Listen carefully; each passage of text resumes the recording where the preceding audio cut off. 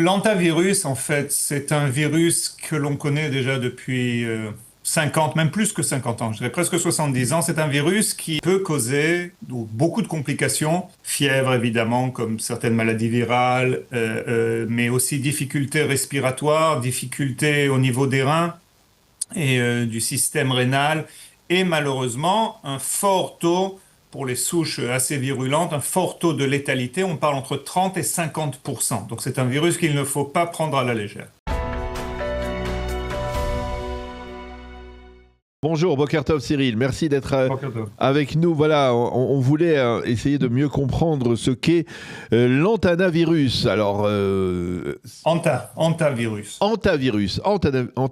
Eh bien voilà, on a un peu quelques difficultés à le prononcer, mais vous allez bien nous l'enseigner parce qu'on en parle de plus en plus en Israël. Alors, de quoi s'agit-il ?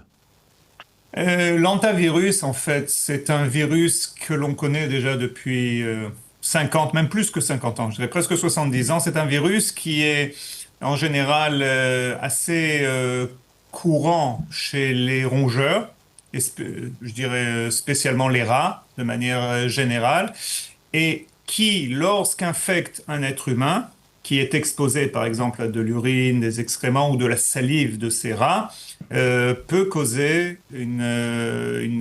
beaucoup de complications, fièvre évidemment, comme certaines maladies virales, mais aussi difficultés respiratoires, difficultés au niveau des reins et du système rénal, et malheureusement un fort taux pour les souches assez virulentes, un fort taux de létalité, on parle entre 30 et 50%. Donc c'est un virus qu'il ne faut pas prendre à la légère.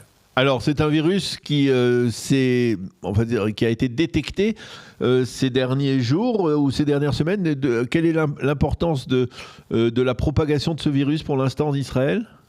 Donc on le connaît effectivement, donc ce virus. Comme je le disais, il y a plusieurs souches. La majorité des souches, ce sont des souches qui ne peuvent pas en fait infecter l'homme à l'homme. C'est-à-dire que quelqu'un de malade ne peut pas infecter une autre personne. Il y a juste une souche que l'on appelle la souche des Andes, qui, elle, est capable de sauter, donc d'infecter une personne qui a été en contact avec une autre personne infectée. Alors pourquoi ça s'appelle la souche des Andes ? Ça veut dire que ça vient de la cordillère des Andes aux États-Unis. Exactement. Il a été détecté souvent, les virus ont mis à part le nom de la souche, je dirais, est souvent influencé par le site où ils ont été détectés, cette souche particulière. Donc on connaît, vous savez, pour la grippe, on connaît les grippes d'Hong Kong ou de Victoria, si c'est l'Australie par exemple.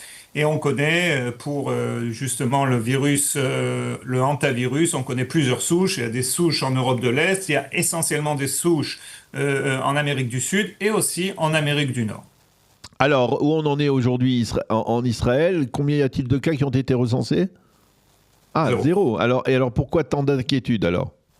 Alors, d'abord, il y a eu une petite, je dirais, une petite confusion avec quelques articles qui ont été publiés par certains de vos confrères qui parlaient d'un malade détecté avec l'hantavirus. Mais il ne faisait pas part, justement, il ne faisait pas partie, excusez-moi, de l'éruption dont on parle en ce moment dans ce bateau de croisière, le MV c'est ça, Ondius. voilà. Alors c'est ça, c'est ce bateau de croisière qui nous ramène à ces Voilà. cas-là. Mais pour l'instant, Baruch Hashem, comme on dit, il n'y a pas de cas recensés en Israël. Donc il n'y a pas de cas recensés, on parle à peu près d'une 8aine de cas justement sur ce bateau. Certains sont suspects, 3 décès. En fait, on a réussi à découvrir ce qu'on appelle le patient zéro, c'est-à-dire le patient qui a initié en fait cette chaîne de transmission épidémiologique du virus. C'est une personne qui était un chercheur d'oiseaux, ornithologue, qui s'est retrouvé dans une déchetterie en Argentine pour aller prendre des photos d'un certain spécimen d'oiseaux. Et en fouillant justement dans cette déchetterie, il a été exposé apparemment à des excrétions, des sécrétions de rats, et c'est comme ça qu'il a contracté le virus. Le virus était dormant. Le virus, en général, je dirais, ça prend jusqu'à 6 à 8 semaines pour qu'il se déclare. Quelquefois, c'est un peu moins, ça peut être quelques jours. Donc, ce virus était dormant chez lui. Il a embarqué dans cette croisière il est tombé malade gravement. Il a aussi infecté sa femme. Tous les deux sont décédés. Il a infecté apparemment un autre passager.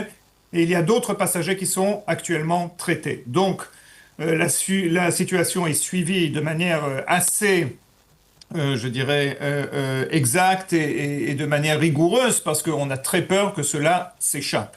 Maintenant, une fois de plus, il faut rassurer le public, on ne parle pas d'un virus qui est asymptomatique souvent comme le Covid, qui a pu se répandre sans que les autorités le sachent. On parle d'un virus que l'on connaît, donc on a des kits de détection pour ce virus, chose que l'on n'avait pas au début de la pandémie Covid. Donc les gens sont, je dirais, à ce niveau-là, doivent rester vigilants, mais une fois de plus, il ne faut pas tomber dans l'hystérie. On va pas tomber dans l'hystérie, mais en tout cas, c'est important d'en savoir un petit peu plus donc sur l'hantavirus. Merci beaucoup, professeur Cyril Cohen, d'avoir été avec nous ce matin pour nous expliquer donc ce qu'est ce virus qui s'est déclenché, on va dire, du côté, des croisières, si je ne m'abuse, du côté de l'océan Pacifique. C'est plutôt par là-bas.